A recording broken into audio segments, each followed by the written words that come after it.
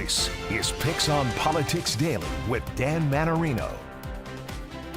Hi there, I'm Henry Rossoff, and welcome to this episode of PIX on Politics Daily. A lot to talk about in New York City politics, per usual. Of course, the big topic, and the one we'll be discussing at 6:30 tonight on the big PIX on Politics show with Dan Mannarino is the reports that President Trump is weighing in, trying to influence, trying to get people to drop out of the race for mayor. That's the big talker in town right now. But on Pop Daily, we like to bring you different and interesting stuff, and stuff that actually affects quality of life in New York City. And there's some big issues with what's known as ghost cars. So for everything we need to know about ghost cars, what's happening with ghost cars, what the city's doing about ghost cars, we're going to bring in Councilmember Gale, Brewer, Democrat from Manhattan. How you doing, Gale? I'm well, thank you. So what is a ghost car? Well, it's a ghost plate. In other words, you have maybe an illegal license plate.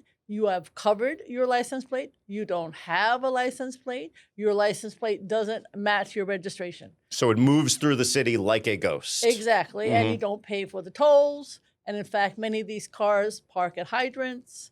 Many of these cars go through red lights. Many of these cars park in places that they shouldn't and go through speed zones illegally near schools. So you're describing unsafe and inconvenient behavior, and there's actually been some recent data to back this up, correct? Exactly. A wonderful staff at Oversight and Investigations Department at the City Council went to parked places, 3,500 cars they looked at, places where there are out-of-state plates. They focused on out-of-state plates, and they found so many of them, as I indicated, doing these illegal things.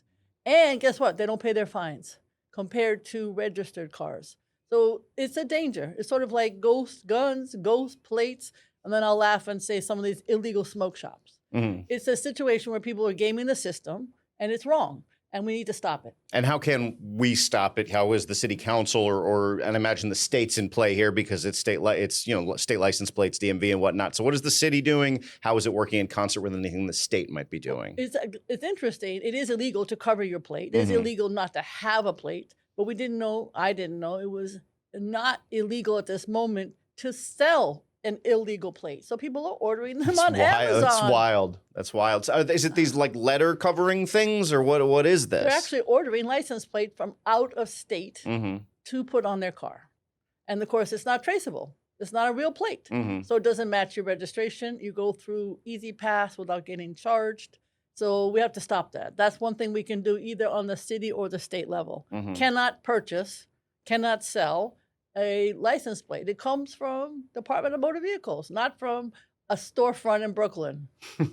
Or Amazon, as you say. Or Amazon. Both of them are illegal. So it's effectively something at the intersection of, to get a little technical, business licensing, basically, like no business doing business in New York City can sell this product. Exactly. Basically. Or we would like to have it online. That might also be a challenge because that sometimes has to be federal legislation. But it's really interesting that so many of the out-of-state plates are illegal. And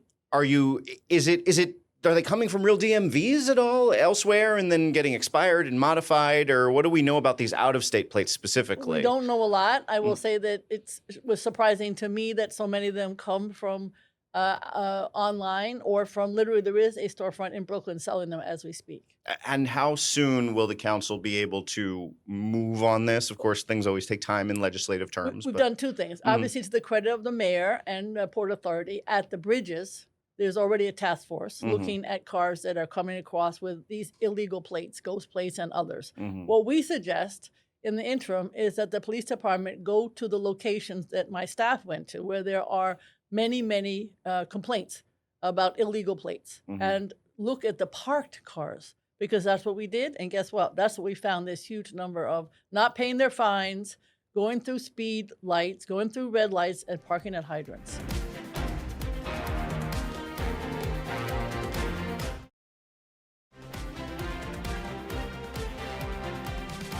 Would the city, specifically the police department, have any ability to do towing right now, if they do as you suggest? They should absolutely tow because they need to get these cars off the street. Don't put a boot on because in that case, the car will just sit there. So you actually need to tow it. One of the challenges is, to the credit of Governor Cuomo, he closed down the Manhattan tow pound on the Hudson River. So Manhattan doesn't have a tow pound right now. We're trying to find one. So the tow pounds are very packed. That's a problem, and there aren't that many tow trucks. But we do need tow trucks, tow pounds to get these cars off the street. That could be an interim solution. So, and then the long-term solution, the legislative solution you're suggesting, banning the selling of these things from a storefront, from an out-of-state online retailer, where is that at legislatively? We have to introduce it. Mhm. Nobody was aware of this caveat. It is illegal to cover it, and it is illegal not to have a license plate. But this other aspect wasn't known.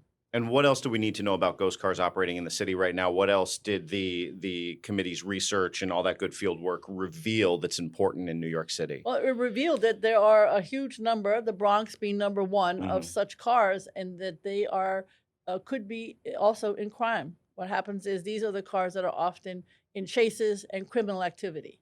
So they really do need to be off the street.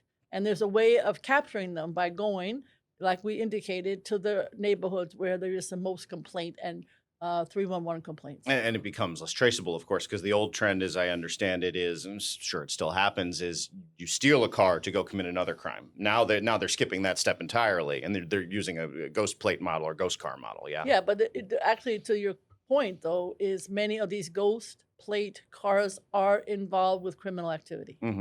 Anything else on ghost cars? Because I definitely want to talk about this potential President Trump influencing the mayor's race, but I don't want to leave this important topic behind if there's anything else to chat about. No, I think the issue is figuring out a way to not have the license plates illegally sold and to have the police department go and not only do their great work at the bridges, but also go to the parked locations where there are these ghost-plated cars. And we'll follow up with the police department to find out if that's work happening. I know you'll follow up. I know you got everyone's phone number. I do.